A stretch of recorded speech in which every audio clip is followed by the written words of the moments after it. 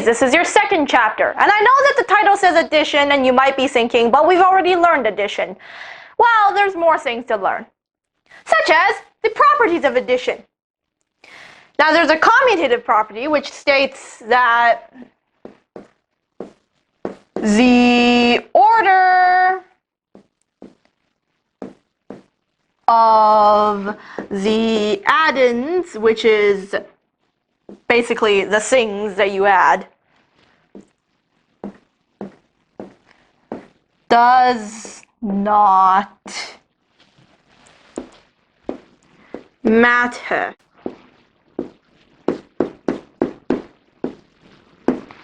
For example, 7 plus 9 is equal to 16, and 9 plus 7 is also equal to 16.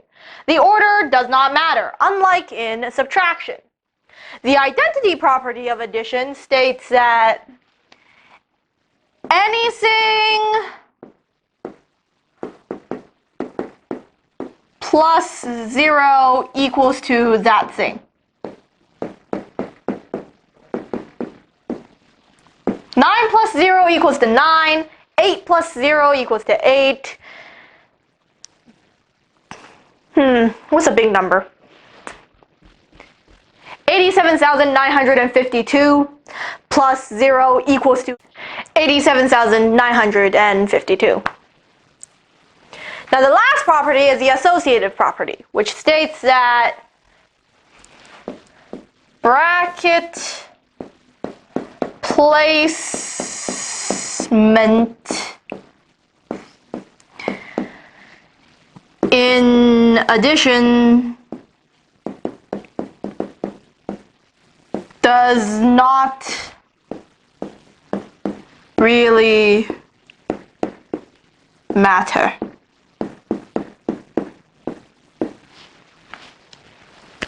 Such as, you know how you're supposed to do, actually, in the order of operations, it states that you have to do the things in brackets first. So 5 plus 4 plus 1. 5 plus 4 is in brackets, that's 9. 9 plus 1 is equal to 10. 5 plus brackets 4 plus 1 is 5 plus 5. And that's still equal to 10.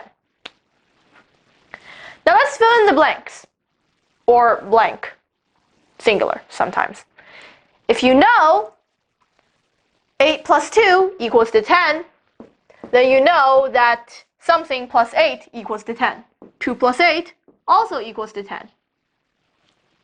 If you know that 6 plus 0 equals to 6, then you know that 0 plus 6 equals to 6. If you know that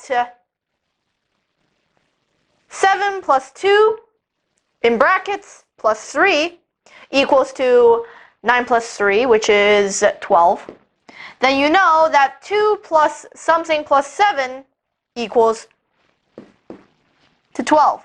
So that's 2 plus 3 plus 7 in brackets, which is 2 plus 10, which is still 12. The first one here demonstrates the commutative property. The second one here represents the commutative and identity property. The third one represents the technically commutative and associative property. It's more associative, though. So let's find the sum of each of these lovely questions. 5 plus 0, the identity property dictates that anything plus 0 equals to, well, that thing. So 5 plus 0 equals to 5. 9 plus 2 is just 11. And it's also equal to 2 plus 9. 5 plus 2 plus 18.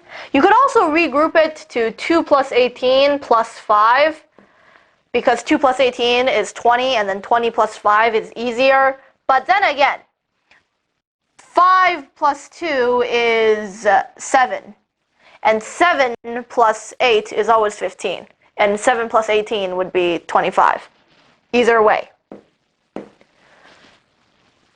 we're going to move on to problem-solving skills. So the problem-solving skill we're going to learn here is, do you need an exact answer or an estimate? In an hour's time, Zoe can make 18 greeting cards. Jean can make 10 cards in the same amount of time. Together, about how many cards can they make? So what do we know? We know that Zoe can make 18 greeting cards in an hour. And we also know that Jean can make 10 cards in the same amount of time, which is an hour. What do we need to know? We need to know about how many cards they can make in an hour. Now, do we need an exact answer to this question? No, because it states directly about. So you could do it two different ways. You could say 18 plus 10 equals to 28. And then you round 28 to 30. Or you could round 18 to 20. And since 10 is already its nearest 10, 10 stays 10. And then you add these together and you get 30. So the answer would be they would make around or about 30 cards in an hour. So we're going to look back at the problem to see if we got all our facts correct. In an hour's time, Zoe can make 18 greeting cards. Jean can make 10 cards in the same amount of time. Together, about how many cards can they make? So, we got our facts straight. And our calculations, well, we did it in two different ways, and they all came up with the same answer, so. And besides, it's also approximate, which means that there's usually room for error. Because trust me, I've seen some strange rounding errors. So yeah, our answer should be correct. Moving on. Section 3 is estimate sums, or estimating sums. Estimation can be a very useful tool. Take, for example, this question that we're going to do right now. The coffee shop sold 68 cups on Monday and 73 cups on Tuesday. About how many cups were sold in all? Here's the thing. If we round, estimation is just, well, a lot of rounding, to be honest.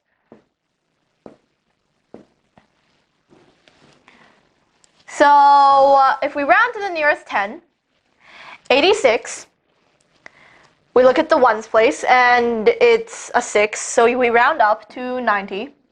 And if we look at 73 and we round, we end up with the ones place is 3, so we round down to 70.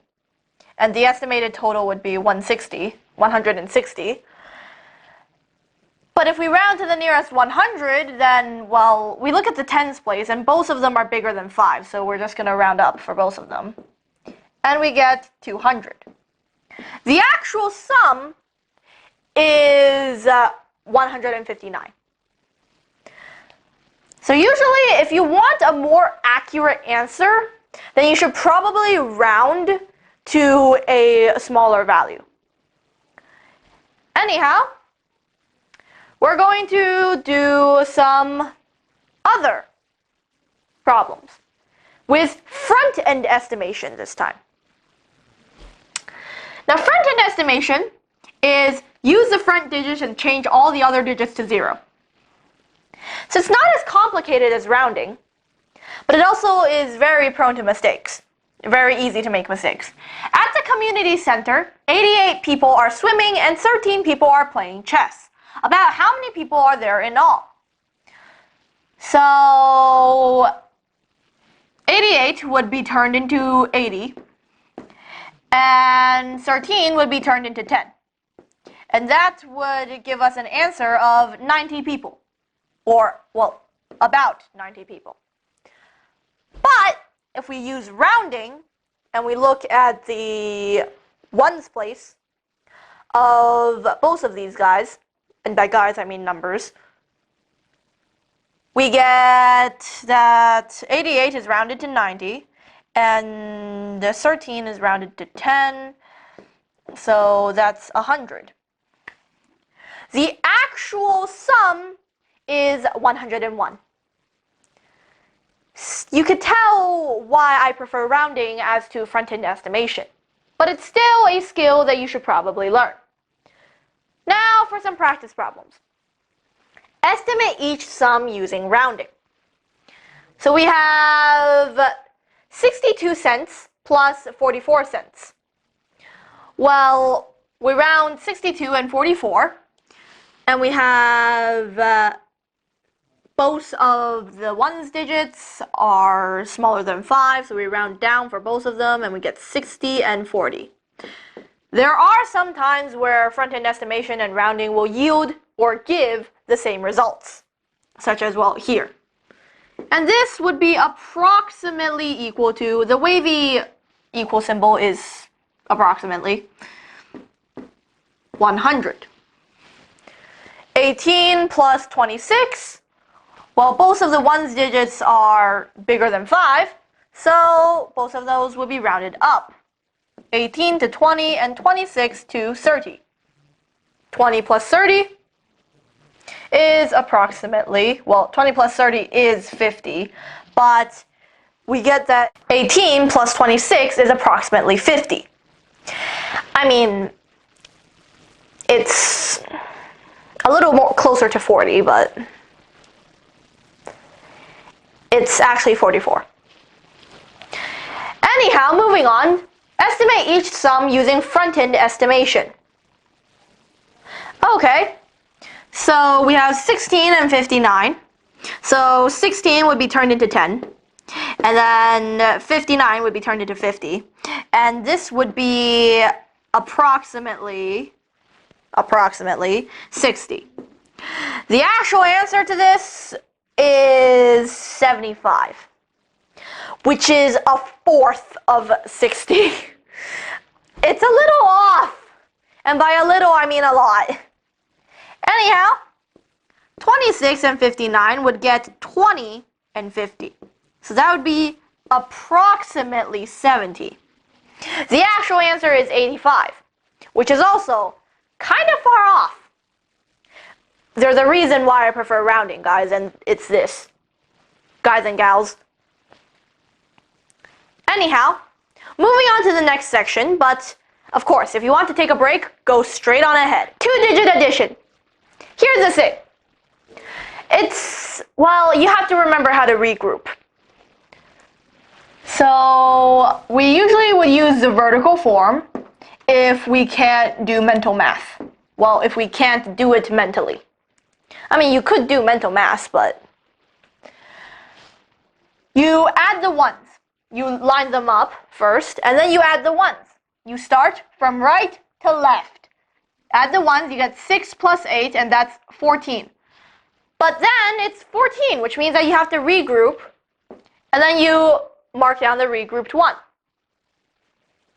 And you get 2 plus 1, because there's no tens digit for the 8. 2 plus 1, which is regrouped, the regrouped one, is 3. You get that 26 plus 8 is equal to 34. Yay! So we're going to do some practice problems, such as, well, these. 83 plus 6. Sometimes you don't need to regroup.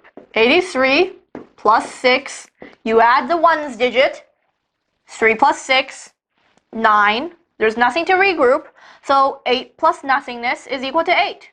And you get 89. 56 plus 2 is another one that you don't need to regroup. 56 plus 2. You add the ones, 6 plus 2, 8, and 5 plus nothing is 5. 58. Notice that you do have to line them up. And no, it's place by place, digit by digit. Well, technically place value by place value. This is why people put so much emphasis on place values, because if you don't line them up properly when you're adding things, you're going to mess up somewhere, somehow. It's going to happen and it's not going to be fun. 21 plus 17. Okay. Double digits. Okay. 1 plus 7, we still start with the ones. 8. And there's nothing to regroup, so we move on to the tens. 2 plus 1 is 3. We get 38. Now that we're done that question, we move on. 39 plus 4. Again, we line them up. We start with the ones. Well, actually, no, we just start with anything that's to the left. Well, the first thing that's to the left. The leftmost thing. The leftmost numbers. Anyhow, 4 plus 9, or 9 plus 4, commutative property of addition, the order doesn't matter, is 13. So you regroup, and you get 3 plus 0 plus 1. Why 0? Because, well, 4 doesn't have a tens place. And that's 4. 39 plus 4 is equal to 43. 74 plus 8, you line them up, and you start adding. 4 plus 8 is 12, so you regroup. And then 7 plus the regrouped 1 is 8, 82. 98 plus 2, okay, this one's fun, because 98 plus 2. 8 plus 2 is 10, so you regroup.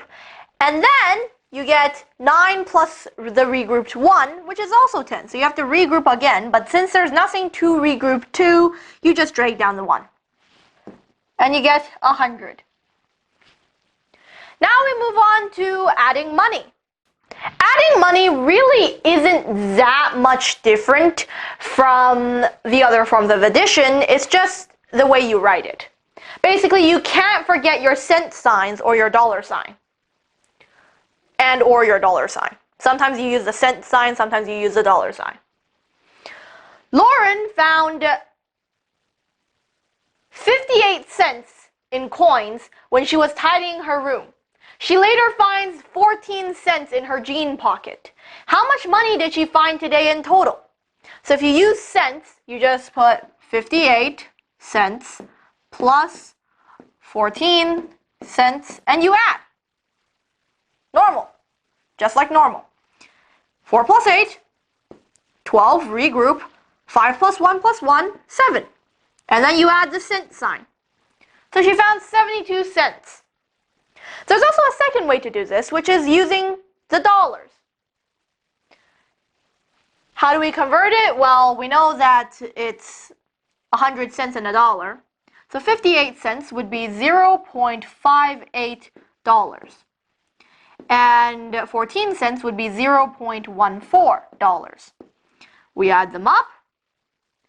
We get 4 plus 8, 12, regroup, 5 plus 1 plus 1, 7, put down the decimal sign, 0 plus 0, 0, and then we never forget the monetary sign, whether it be cent or dollar. In this case, it's dollar. Through both methods, we see that we end up with the same answer. Although it's written differently, it's still the same value. Now we're going to do some practice problems. Add. Use estimation to check for reasonableness. First, we're going to estimate 64 plus 39. 64, it's a 4, you round down, and then 39, it's a 9, you round up. That's 60 plus 40, which is 100. So if we add them up as cents in vertical form, we get 4 plus 9, 13, regroup, 6 plus 3 plus 1, 10, regroup, but there's nothing to regroup to, so you just drag it down, and you get 103 cents, which is close enough to 100 cents to make sense. To make sense! Anyways, bad puns aside. Now we move on to dollar notation. $0.37 plus $0.02. 7 plus 2, 9. 3 plus 0, 3. Put the decimal point down. 0 plus 0, 0. Don't forget the dollar sign. You get $0.39. I mean, 37 rounds up to 40, and then 2 rounds down to 0. So yeah, it's close enough to $0.40.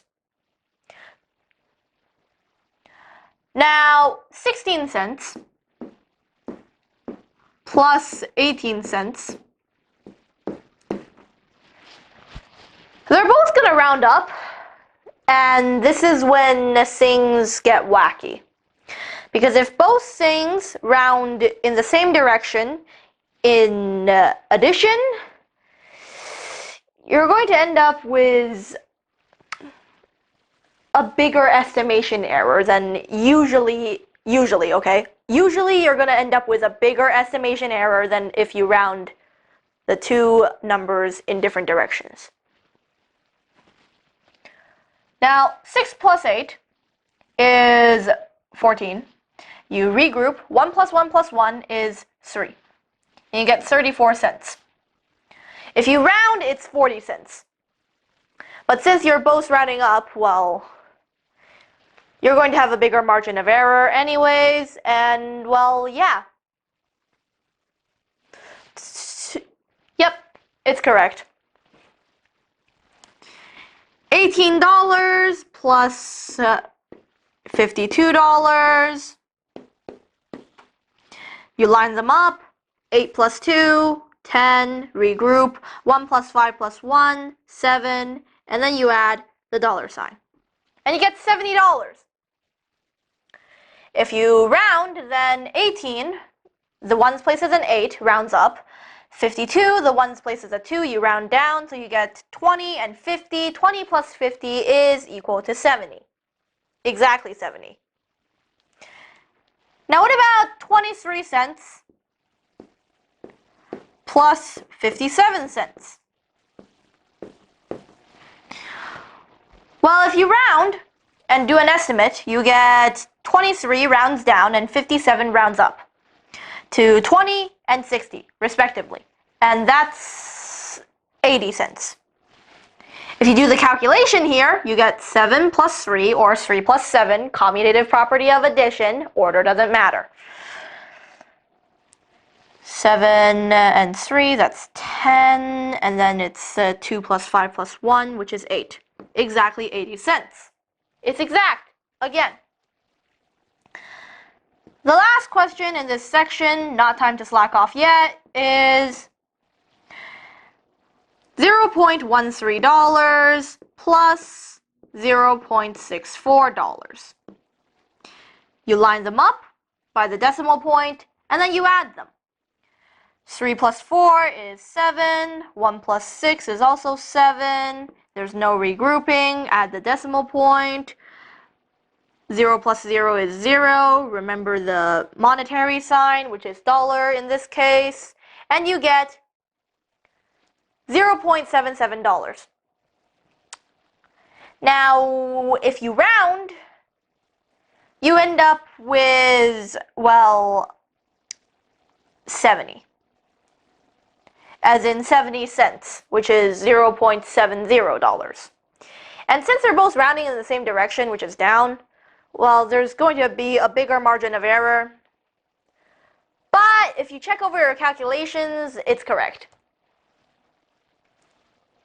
We move on to 3 roommates buy a bookshelf for their new apartment. The bookshelf is 4 shelves high and can fit 12 books on each shelf.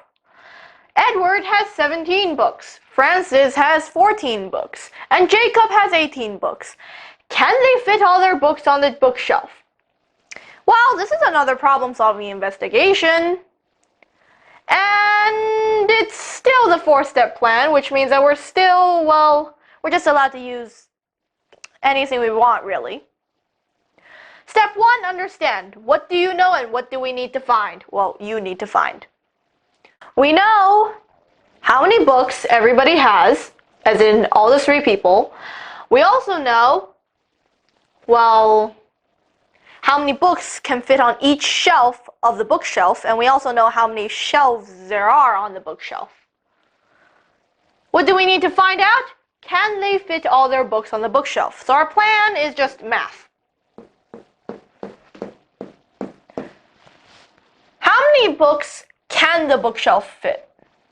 Well, it's 12 plus 12 plus 12 plus 12. If you know your multiplication tables, it's just 4 times 12, which is a lot faster, but hey, 12, this long chain of 12s right here that I don't really want to read out, it's 48. Comes with experience of your multiplication tables. Anyhow, how many books do the boys have in total though? 17 plus 14 plus 18, but 17 plus 14 first, because we don't want it to get too cluttered. That's 7 plus 4, 11, regroup, 1 plus 1 plus 1, 3, and then 31 plus, the next one is 18, so 1 plus 8 is 9, 3 plus 1 is 4. There's 49 books, but there's only space for 48 books, which means that no, they cannot, in fact, fit all their books on the bookshelf. So, no, they cannot. Check, we reread the problem. Bookshelf is 4 shelves high, can fit 12 books on each shelf. Edward has 17 books, Francis has 14 books, Jacob has 18 books. Can they fit all their books on the bookshelf? And then we look over our calculations. 12 plus 12 is 24, plus 12 again is 36, plus 12 again is 48. 17 plus 14 is indeed 31. 31 plus 18 is also indeed 49. And 49 is, in fact, bigger than 48. So yeah, our answer is correct. We're going to move on to the next section. 3-digit addition. It's not that different from 2-digit. There's just more digits. You can use models to add, but don't. Now add 683 and 78. So the vertical form, we line up the numbers, we line them up starting from the right. And then we add, starting from the right, 3 plus 8, 11. Regroup, 8 plus 7 plus 1, 16. Regroup, 6 plus 1, 7. We get 761 equals to 761. See? The general process is the same. It's just, well, more numbers. The instructions here say find each sum mentally, then use the vertical addition form. So 224 plus 36. We add the ones place first, so that's 4 plus 6, which is 10, leaving a 0, and we have to regroup the 1. Then we go on to the tens place. 2 plus 3, add the regrouped 1, and that's 6. Now we have 6, 0. And there's nothing in the hundreds place except a 2, so that's just 2, 6, 0. If you want to check it in vertical form, it would go like this. 4 plus 6. Regroup. It's 10, so you regroup. 2 plus 3 plus 1. 6. And 2 plus nothingness. 2. 2, 6, 0. Now I'm not going to do it mentally, so to speak, right now, because it's not like you guys can see inside of my mind. So I'm just going to talk you through how to do the question. Because once you've done this type of math enough, you should be able to do it, at least to some degree, mentally. So we line them up. This time it's 838 plus 180. We add the ones. 8 plus 0, 8. 3 plus 8, 11, so you regroup. 8 plus 1 is 10. And there's nothing to regroup to, so you just drag the 1 down. And you get 1018. Here, question 3, it's 509 and 85. You line them up by their rightmost digit, and then you add, starting from the right. 9 plus 5, 14, regroup. 0 plus 8 plus regrouped 1, 9. There's nothing to regroup. 5 plus nothingness, 5.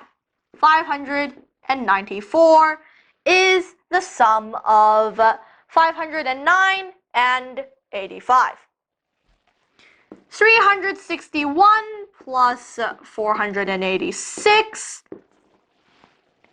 Now that is, you line them up. 1 plus 6, starting from the right, 7. Nothing to regroup. 6 plus 8, 14. Regroup. 3 plus 4 plus regrouped 1, 8. 847. We continue to the next section. Add greater numbers. Again, it's a very similar process. An imperial ton is equal to around 116 kilograms. If a renovation project used 1 imperial ton and 571 more kilograms of cement, how many kilograms of cement was used? So you use a vertical form, you line up the rightmost digit because they're both whole numbers. If they weren't whole numbers, then you line up the decimal point. And you get 6 plus 1 is 7, 1 plus 7 is 8, and 0 plus 5 is 5, 1 plus 0 is 1. They used 1,587 kilograms. Now let's do some practice problems. Find each sum. Use estimation to check for reasonableness. You have 983 plus 6,915. The bigger number always goes on top. So if you use estimation and you round to the nearest 100, one of them would round up and one of them would round down. And that would be 7,900 or 7,900 as an estimate. Let's see. 5 plus 3, 8, 1 plus 8, 9, 9 plus 9, 18, regroup, and then 6 plus 1, 7. This is very close to 7,900. So yeah, it's reasonable. 7,898. Over here, we line up the decimal points.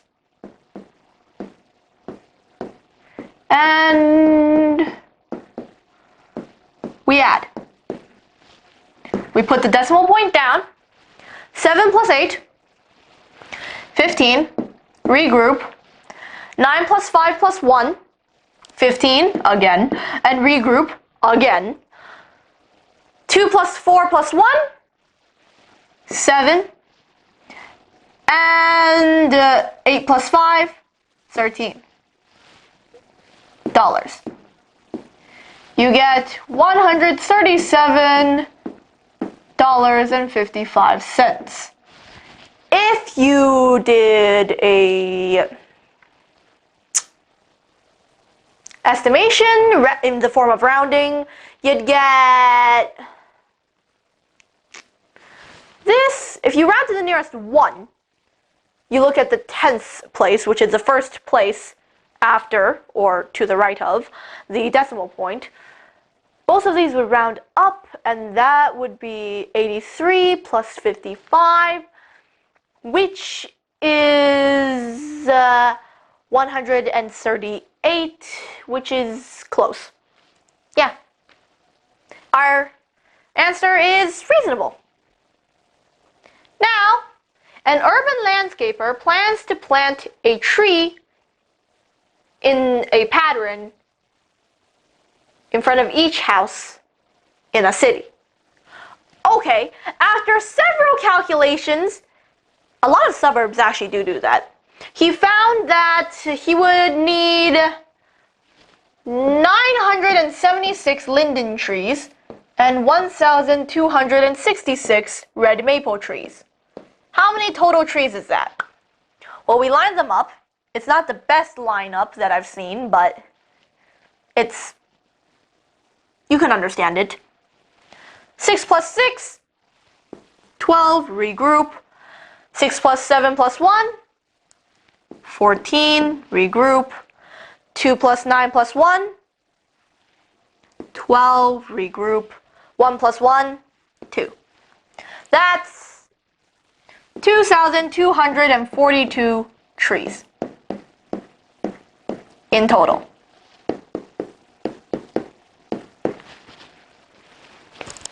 Well, that's this chapter done. I'll see you next chapter.